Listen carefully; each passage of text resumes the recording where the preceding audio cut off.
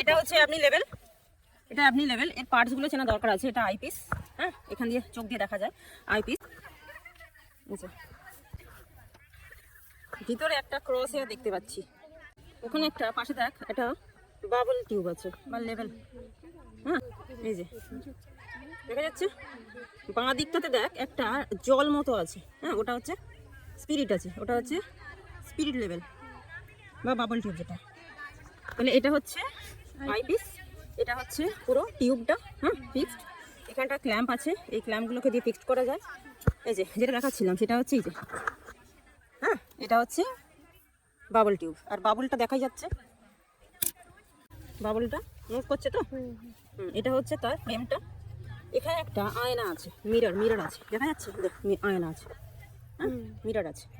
এর রিফ্লেকশনটা দেখ, দুদিকটাই কিন্তু চেরা আছে, দুদিকটাই কিন্তু ফাঁকা, হ্যাঁ, বাবল টিউবের দুদিকটাই ফাঁকা আছে। উপর দিয়েও দেখতে পাবো, নিচেও দেখতে পাবো।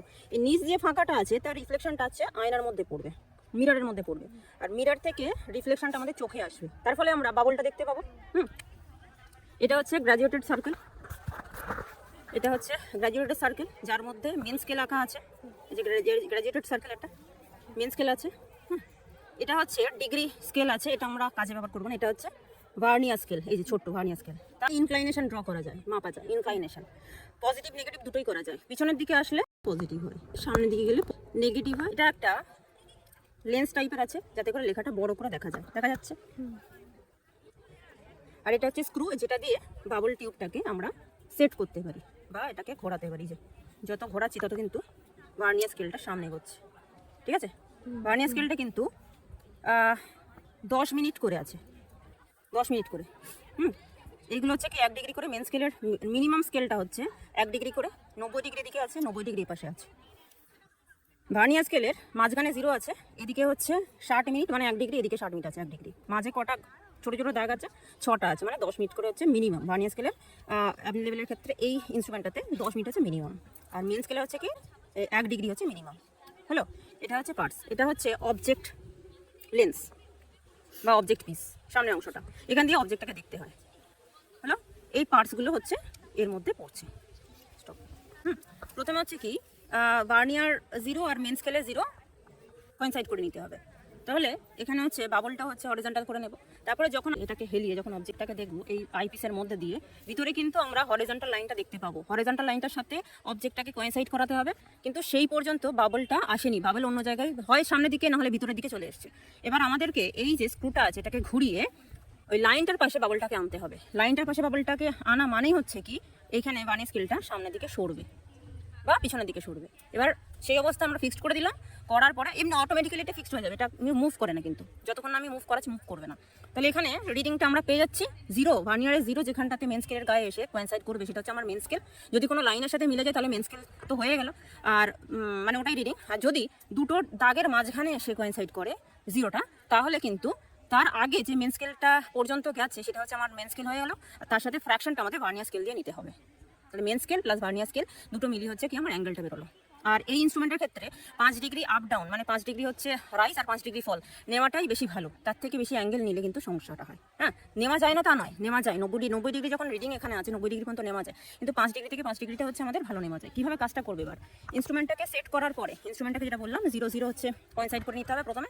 আর বাবলটাকে হচ্ছে বাবল টিউব যেটা বা লেভেল টিউব যেটা, সেটাকে হরিজন্টাল করে নেব। তারপরে ইনস্ট্রুমেন্টটাকে আমার ব্যবহারের জন্য উপযোগী করবো। মাপ নেওয়ার ক্ষেত্রে প্রথমে সার্ভেয়ারের চোখ পর্যন্ত, সারফেস থেকে চোখ বা আই লেভেল পর্যন্ত হচ্ছে ভার্টিক্যাল হাইটটা নিয়ে নিতে হবে। এবার সেটাই তার মানে হচ্ছে অবজেক্টের গোড়া থেকে, হ্যাঁ, মানে যেটা হচ্ছে সার্ভেয়ারের হাইট, চোখের লেভেলের হাইট, সেটাই হচ্ছে অবজেক্ট যেখানে আছে সেই পর্যন্ত একই হাইট হবে। সেটা আমরা এরমভাবে নিতে পারি, কিংবা হচ্ছে আমরা এরকম একটা সারফেসে রেখে স্ট্যান্ডে রেখে ইনস্ট্রুমেন্টটাকে সেট করে যেখানে অবজেক্ট আছে তার গোড়ায় আমরা টাফটাকে রেখেও কিন্তু আমরা মেজার করে নিতে পারি হাইটটা। ফিল বুক করে নিতে হবে। কি রেখেছি প্রথম হচ্ছে স্টেশন অবজারভেশন, যেখানে হচ্ছে স্টেশন মানে সার্ভেয়ার দাঁড়িয়ে কাজটা করবেন। এ ড্যাশ মানে গ্রাউন্ডে হচ্ছে এ, আর সার্ভেয়ার চোখে লেভেল হচ্ছে a dash. Object site, object যেখানে থাকবে সেখানেও কিন্তু ওই গ্রাউন্ড থেকে অবজারভার মানে যে হচ্ছে সার্ভেয়ার তার চোখের লেভেলের হাইটটা সেটাকে দেওয়া হয়েছে বি ড্যাশ। আচ্ছা, তারপর হচ্ছে হরিজন্টাল ডিস্টেন্স, মানে স্টেশন থেকে অবজেক্টের গোড়া পর্যন্ত হরিজন্টাল যে লাইনটা সেটা নেওয়া হয়েছে হচ্ছে আমরা এখানে পেয়েছি 9.1 মিটার। এটা অন্য কিছু হতে পারে, যদি স্লোপ হয়, হরিজন্টাল না হয় যদি স্লোপ হয় তাহলে কিন্তু স্লোপের ডিস্টেন্সটা ফিতে দিয়ে নিয়ে নিতে হবে। তারপরে কি আমরা করব, height of the object. Height of the object মানে কি, বি ড্যাশের উপর থেকে অবজেক্টের হাইটটা আমরা মেজার করব। তো সেই ক্ষেত্রে ড্রয়িংটা কীরকম হতে পারে, ধরে নিচ্ছি এখানে এ ড্যাশ, এটা হচ্ছে আমাদের ধর অবজেক্ট বি ড্যাশ, আর এটা হচ্ছে ধর আমাদের অবজেক্টের টপটা। তাহলে এই যে এটাকে ধরে নিচ্ছি পি, এই যে অ্যাঙ্গেলটা এটা হচ্ছে আমাদের থিটা বা আলফা, যাই হোক না কেন এটা আমরা নেব।